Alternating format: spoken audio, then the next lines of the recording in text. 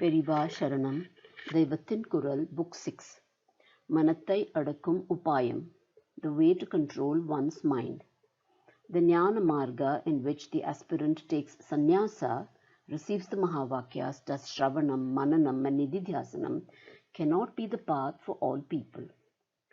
The highest level of Atmajnanam, that is, that Atman and Brahman are one, can be understood only when the ever vacillating mind is delinked. But many do not know how to eliminate this mind or even control it. So, what to do? The more we try to get rid of the mind assumes monstrous proportions and refuses to die. If for a few minutes you thought that you have got rid of it, it comes back surreptitiously with ever new distractions. You have to use the mind to get rid of the mind. How can this be done? With the palm of your hand, you can beat others. How to beat the palm with your palm? That will only end up in clapping as though in appreciation. But there is a superpower which is the cause of all these created entities, isn't it? Let us leave this futile effort to get rid of the mind and surrender to its creator, Parashakti, who alone can control it easily. There is a oft-quoted Tamil proverb that has a similar scenario. It says that if you have a fight with X and called Y to be witness or support your argument, sometimes it gets so complicated that you feel it is better to surrender to X or settle with X than adjust with all that Y is asking for. So instead of negotiating with the mind and getting trapped in its demands, best is to surrender to the creator of the mind, Parashakti. She will grant the necessary jnana for that.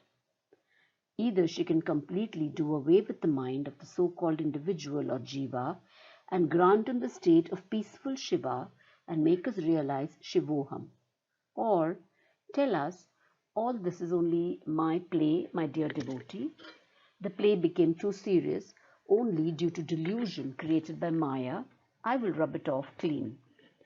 Then you can also join the fun, remaining the peaceful Advaita Shivam inside, keeping a calm mind unaffected by Maya outside, and enjoy being the witness for all my Leela.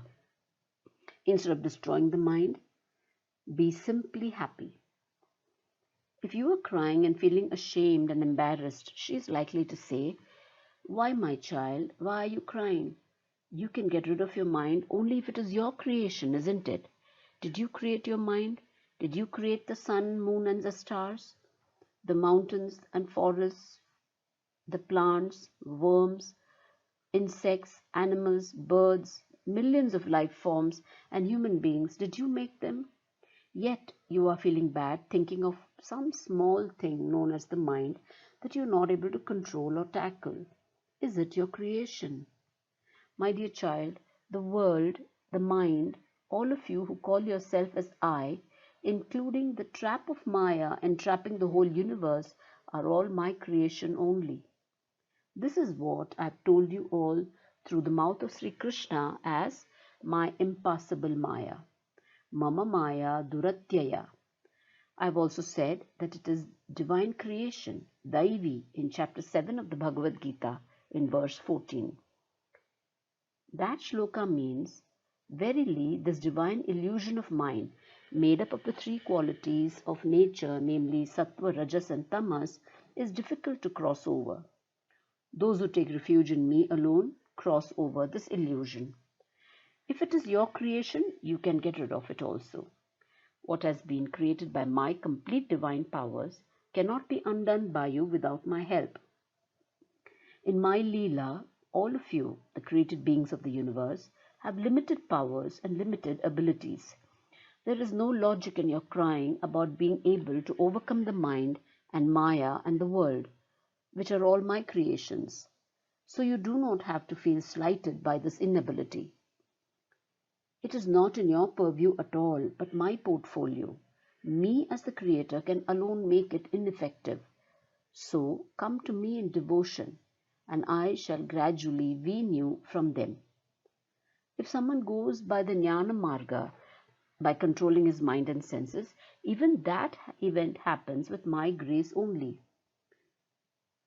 So, leaving everything that looks variegated, catch hold of one principle as your only aim, that is Advaita Vasana. That also happens by my Anugraha only. Through the above words, Ambal provides us comfort and solace and will take us through to the path of moksha once we surrender ourselves completely unto her. Periva Sharanam.